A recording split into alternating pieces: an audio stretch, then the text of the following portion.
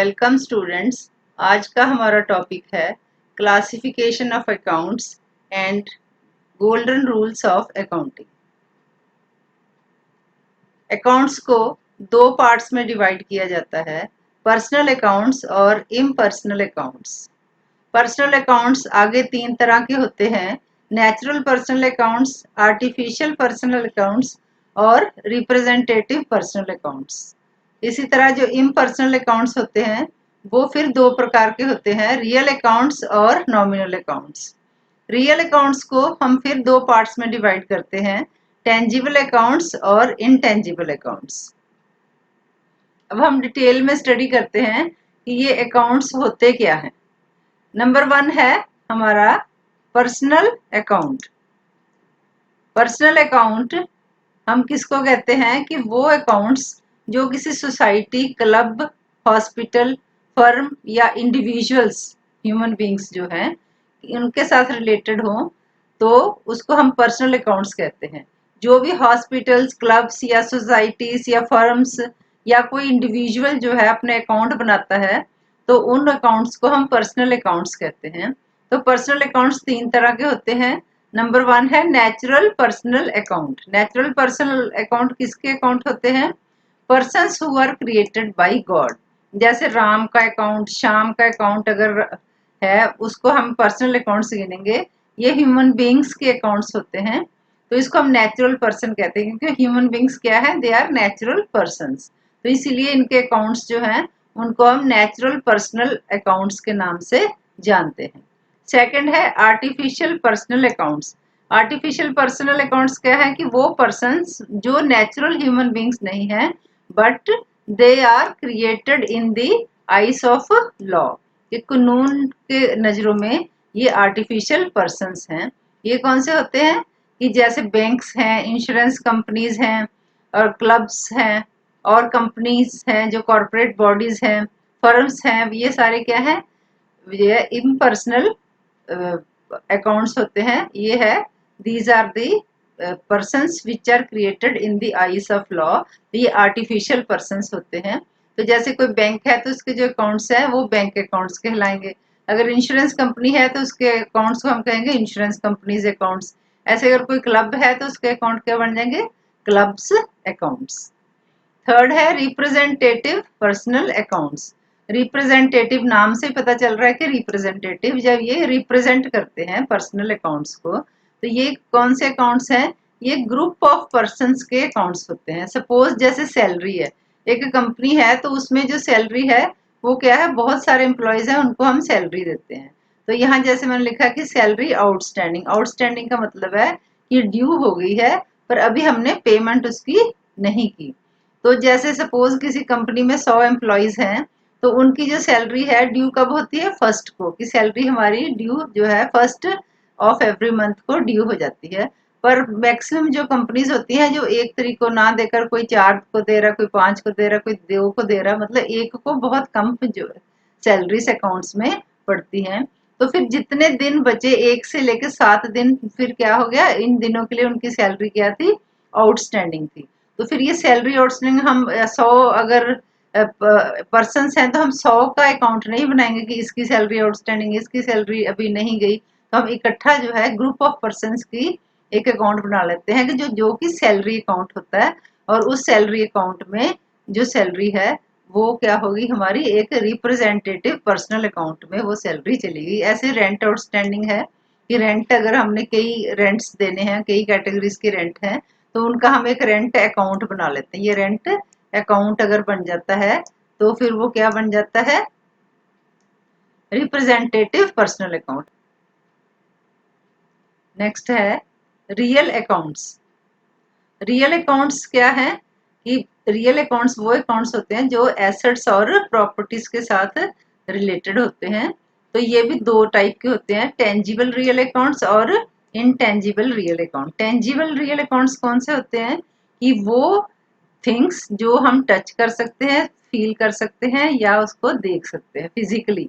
तो उन जो रियल अकाउंट्स को, उन जो एसेट्स हैं उनको हम कहते हैं कि ये टेंजिबल एसेट्स हैं।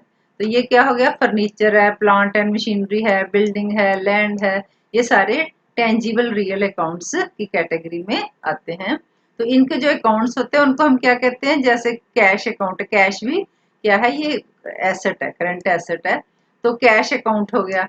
फिर अगर प्लांट है तो प्लांट अकाउंट हो गया, अगर स्टॉक है तो इन्वेंट्री अकाउंट हो गया। तो ये सारे क्या है, ये रियल अकाउंट है। इन्वेंट्री को भी हम टच कर सकते हैं, देख सकते हैं, कैश को भी हम देख सकते हैं, प्लांट को भी हम टच कर सकते हैं। तो फिर ये क्या है, ये टेंजिबल एसेट्स हैं, तो इनको हम टेंजिबल, इनके अकाउंट जो होंगे वो क्या होंगे, टेंजिबल रियल अकाउंट्स होंगे। ऐसे इनटेंजिबल रियल अकाउंट्स कौन से होते हैं, कि वो थिंग्स जो हम मेजर कर सकते हैं इन टर्म्स ऑफ मनी, पर हम उनको देख नहीं सकते, जैसे गुडविल, पेटेंट, कॉपीराइट, ट्रेडमार्क, ये क्या है, ये इनटेंजिबल रियल अकाउंट्स हैं। नेक्स्ट है नॉमिनल अकाउंट्स। नॉमिनल अकाउंट्स कौन से होते हैं, कि जितने भी बिजनेस के लॉसेस हैं, एक्सपेंसेस हैं, गेन्स हैं, इनकम्स हैं, तो इन सबको हम कहते हैं नॉमिनल अकाउंट्स। जैसे वेजेस अकाउंट, ये सैलरी अकाउंट है, सैलरी जाती है, अगर रिपेयर अकाउंट है तो रिपेयर जाती है। ऐसे गेन्स के जो है, जैसे रेंट रिसीव्ड है तो रेंट जो क्या होगी, इनकम होगी, है ना। ऐसे और भी जो इनकम्स हैं वो सारी हम नॉमिनल अकाउंट्स की कैटेगरी में उनको हम डालते हैं। नेक्स्ट हम पढ़ेंगे रूल्स ऑफ अकाउंटिंग, कि ये जो हमने अभी अकाउंट्स पढ़े हैं तो इनको हमने रिकॉर्ड भी करना है, ये सारी ट्रांजैक्शंस को हमने रिकॉर्ड करना है in the form of journal entry. पहले सबसे फर्स्ट जो स्टेप है अकाउंटिंग का, उसमें क्या किया जाता है कि सबसे पहले हम जर्नल एंट्रीज करते हैं। तो जर्नल एंट्रीज को करने के लिए डिफरेंट रूल्स हैं। तो वो जो सेट 3 तरह के रूल्स हैं, पर्सनल अकाउंट के अलग रूल हैं, जो है रियल अकाउंट्स के अलग रूल हैं, और नॉमिनल अकाउंट के अलग रूल हैं। तो उन सब तीनों को जो रूल्स हैं, 3 रूल्स हैं जो, उनको हम गोल्डन रूल्स के नाम से जाते हैं, कि इनको हम गोल्डन रूल्स ऑफ अकाउंटिंग कहते हैं। तो नंबर 1 है पर्सनल अकाउंट्स। पर्सनल अकाउंट में क्या होता है, चाहे वो पर्सनल जो है वो नेचुरल ह्यूमन बीइंग हो या इम्पर्सनल हो, artificial person created by law हो, या जो है थर्ड कैटेगरी का हमारा पर्सनल अकाउंट हो, रिप्रेजेंटेटिव पर्सनल अकाउंट हो, तो उन सबको उनका जो रूल है वो यही रूल होगा, debit the receiver, credit the giver. कि जो बेनिफिट रिसीव कर रहा है वो है बेनिफिट, जिसको रिसीव कर रहा है उसको हम डेबिट करेंगे, और जो बेनिफिट दे रहा है, तो गिवर है बेनिफिट का, तो उसको हम क्रेडिट करेंगे। For example, paid to Ram by cheque, इसमें राम क्या है, राम इसमें पर्सन का नाम है, तो ये अकाउंट क्या हो गया, पर्सनल अकाउंट हो गया। और हमने राम क्या कर रहा है, इसको पेड टू राम है ना, तो राम को मिल रहा है, चेक किसको मिल रहा है, राम को मिल रहा है, तो राम क्या है, रिसीवर है। तो रिसीवर को इधर दिखा हुआ कि रिसीवर क्या है, रिसीवर है बेनिफिट का, तो उसको हम क्या करेंगे, उसको हम डेबिट करेंगे। तो इधर पेड बाई चेक है, तो चेक हमें कौन कैश करके देता है, बैंक करके देता है।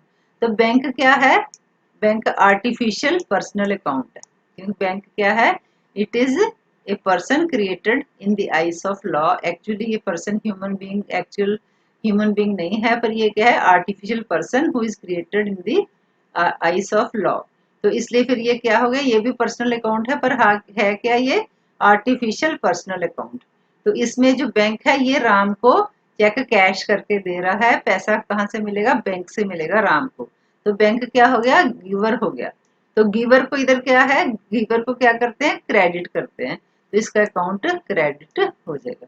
क्योंकि डबल एंट्री में आपने देखा है ना कि ड्यूल एंट्री होती है, एक डेबिट होता है, क्रेडिट होता है। तो फिर डेबिट कौन हो गया, राम हो गया, क्रेडिट क्या हो गया, बैंक हो गया, क्योंकि बैंक से हमें पैसे मिले हैं। बैंक क्या है, bank is the giver.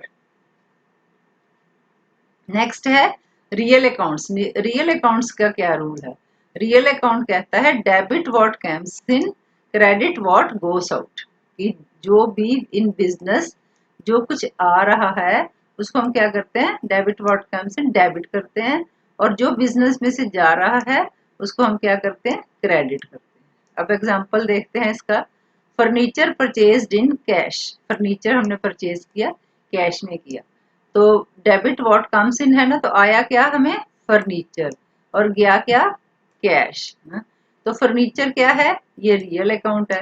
Real account का क्या रूल होता है, डेबिट व्हाट कम्स इन, इसलिए हम ये कम्स इन है तो बिजनेस में आ रहा है फर्नीचर, तो इसको हम करेंगे डेबिट। अब कैश अकाउंट क्या है, ये है रियल अकाउंट।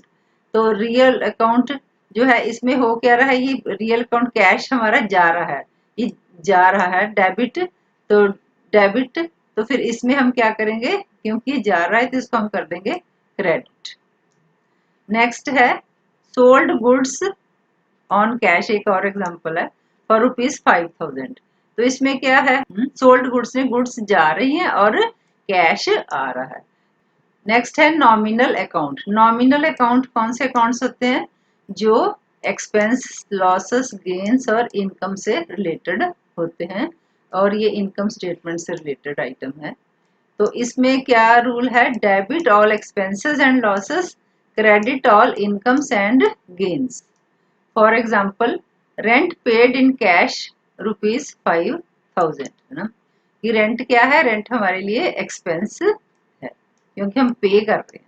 तो रेंट अकाउंट क्या लिखा है, debit all expenses and losses. Rent account है क्या, ये नॉमिनल अकाउंट है, और क्योंकि डेबिट हम किसको करते हैं, एक्सपेंसेस और लॉसेस को, और रेंट क्या है, पे किया, इसलिए एक्सपेंस है, तो इसको भी हम डेबिट करेंगे। और रेंट गया किस रूप में, कैश के रूप में। तो कैश जो क्या है वो है रियल अकाउंट, तो उसमें क्या होता है, व्हाट गोस आउट, ठीक है।